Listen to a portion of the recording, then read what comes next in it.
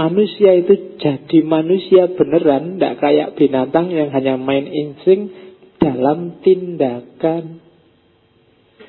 Di sini orang butuh mikir, karena ada aspek merancang hidup bersama orang lain. Nanti teorinya jadi filsafat hidupnya Hannah Arendt fokusnya ada di teori tindakan ini. Disinilah orang butuh pemikiran. Dan ini bagi Hannah Arendt, disinilah problemnya filsafat modern, filsafat barat.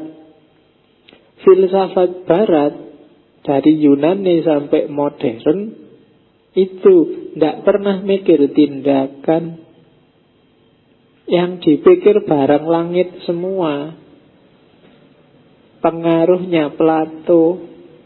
Ide yang canggih lebih dihargai daripada praktek hidup yang dalam. Jadi filsafat barat, katanya Hannah Arendt, itu lebih mengutamakan teoria di atas praksis, epistem di atas doxa. Teori itu ya teori, praksis itu ya anggap aja prakteknya. Jadi filsafat barat itu lebih mementingkan teorinya, tidak peduli realitas, lebih mementingkan epistem, cara mikir, logika dibandingkan doxa. Doxa itu kebenaran yang dianggap benar dalam realitas, dalam praktek, dalam kenyataan. Nanti yang punya teori doxa bisa dibuka lagi ketika kita bahas Pierre Bourdieu. Saya lupa itu sesi keberapa ada Pierre Bourdieu. Jadi katanya Hannah Arendt, selama ini filsafat terlalu sibuk dengan teori, mikir jelimet, tidak karu-karuan, padahal tidak punya duit, padahal dijajah, padahal hidup susah, negaranya rusak, pimpinannya tiran. Itu kritiknya Hannah Arendt. Orang sibuk apa, kita mikir apa. Umat Islam kalah luar biasa, dijajah, kita gegeran, debat. Besok kita surga, di surga bisa lihat Allah apa enggak ya? Ya penting sih diskusi itu, tapi lebih penting lagi gimana kita, rakyat kita, umat kita bisa makan apa enggak, tentram apa enggak. Jadi itu kelemahannya filsafat barat, katanya Hannah Arendt. Dan filsafat barat gaya semacam ini ketipu oleh Plato. Kamu terpesona oleh Plato sampai ketipu. Plato kan punya teori idea itu. Itu yang implikasinya bahwa dunia ini hanya bayang-bayang, tidak sejati. Yang sejati adalah ide, gagasan, ideal. Ya persis kayak kalau di agama, dunia ini cuma mampir ngombe. Dunia ini cuma sementara, jadi gak perlu mikir dalam-dalam. Ditunggu aja sampai kamu mati, besok ketemu akhirat. Kan itu aja mikirnya. Jadi tidak siap mikir dunia, tidak siap hidup, tapi siapnya mati. Kamu kan selalu disuruh sebentar lagi mati loh ya, dunia ini cuma sebentar. Jadi kamu jadi males mau ngapa-ngapain. Ngapain pak, capek-capek, paling 10-30 tahun lagi saya juga tidak ada. Jadi mikirnya selalu begitu. Dunia ini cuma ujian pak, tidak sejati, tidak asli. Ya kan? Dunia ini cuma mampir ngerokok sebentar terus balik lagi. Ya kan, ini kayak perjalanan kan, cuma mampir turun sebentar karena bisnya AC, terus kamu ngelokok di luar terus naik lagi. Dan itulah dunia. Ya udah, kalau mikir kayak gini ya jangan membayangkan kamu berkuasa, kamu maju, kamu modern. Dan itu yang terjadi, problem di dunia Islam juga begitu kan hari ini. Nalar yang bau sufismenya, bukan berarti sufisme itu salah, tapi kita terlalu berat di situ, jadinya nggak maju. Harus ada yang mikir hidup, jangan semua mikir mati. Mati itu gampang nggak kamu pikir, datang sendiri. Hidup ini yang kamu pikir. Jadi persiapan mati itu bukan kamu mikir mati, tapi hidup yang baik. Nah, yang kamu pikir hiduplah yang baik. Gimana caranya? Kan gitu. Oke, jadi itu problem filsafat barat kalau di Hannah Arendt. Terus katanya Hannah Arendt, ini masuk ke filsafat tindakan sekarang. Aktivitas manusia paling tinggi itu yang tindakan tadi, yang nomor 3 tadi. Kenapa dia paling tinggi? Karena dia satu-satunya yang butuh mikir. Yang lain kamu gak perlu belajar, gak perlu mikir dalam, otomatis jalan. Tapi tindakan kamu butuh mikir. Sebelum melakukan sesuatu kan pikiranmu jalan. Dan tindakan itu berarti adanya di ruang publik, berhubungan sama orang lain. Itu ya sehingga kamu pakai mikir. Kalau nggak ada hubungan sama orang lain, mungkin sakarepmu dhewe. Kamu mikir milih baju apa ya, itu kan karena kamu membayangkan nanti ketemu orang lain. Kalau di kamar nggak ketemu siapa-siapa, nggak pakai baju pun nggak masalah. Tapi karena, wah ngaji nih, mesti kan kamu terus nonton, ini baju yang mana ya yang tak pakai, yang sudah digantungan 3 hari yang lalu, apa yang 7 hari yang lalu, kan gitu. Kamu kan mikirnya, jadi mikir karena kamu mau ketemu orang lain. Dan katanya Hannah Arendt, apa sih mikir itu? Mikir itu dialog antara aku dengan diriku. Ini definisinya khas. Jadi mikir itu sebenarnya dialog. Dialog apa? Dialog antara kamu dengan kamu. Kan mesti dialog itu kan, ya kayak tadi loh. Ini pakai baju yang mana ya? Loh, kamu tanya ke siapa?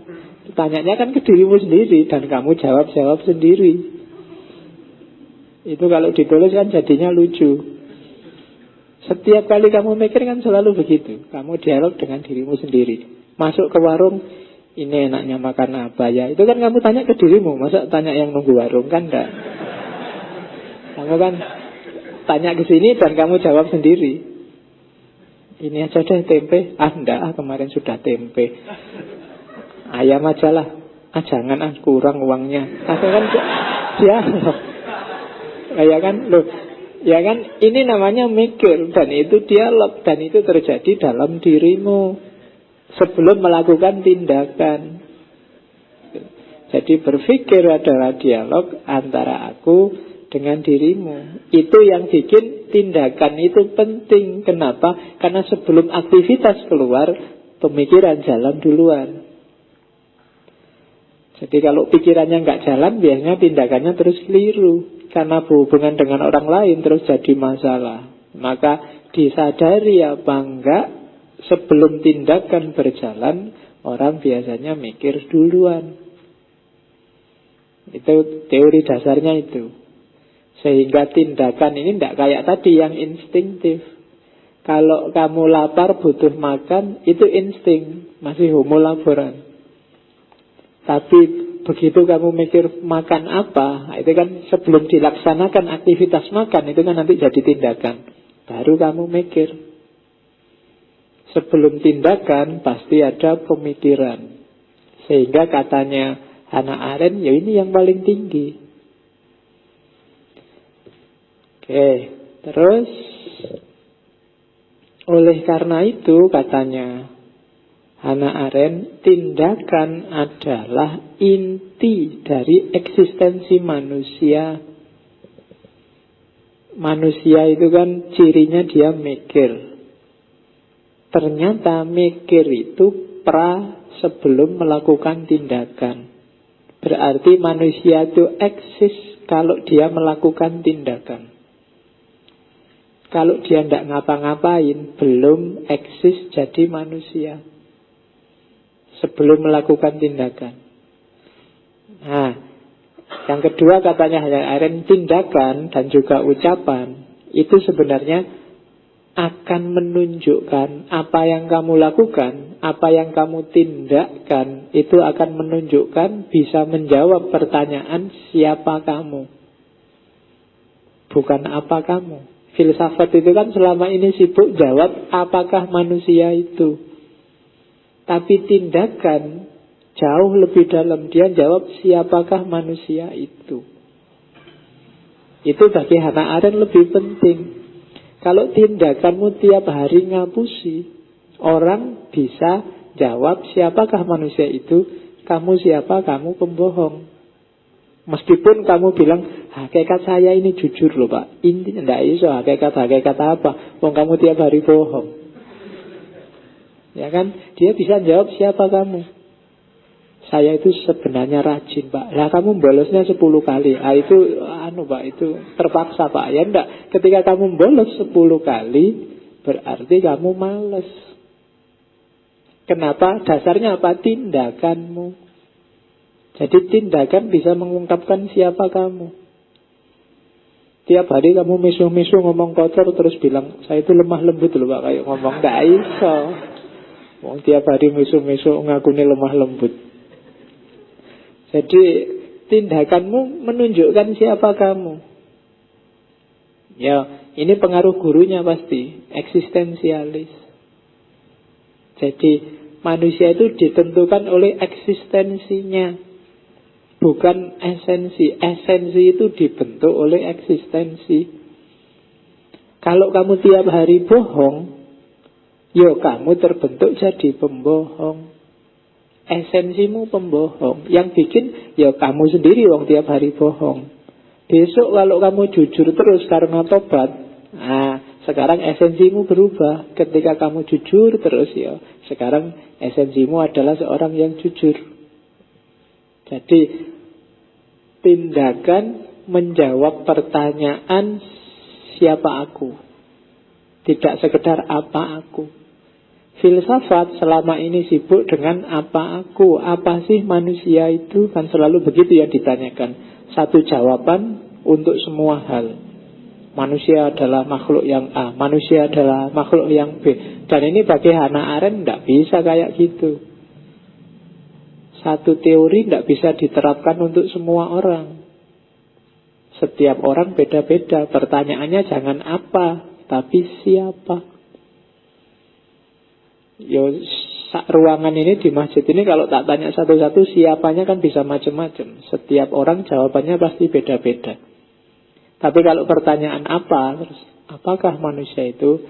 Manusia itu hakikatnya adalah rohnya Allah yang ditiupkan ke dalam jasad. Ya, kalau itu podo kabeh, tapi tidak menunjukkan siapa itu manusia. Siapa itu manusia ditunjukkan dari aktivitasmu sehari-hari.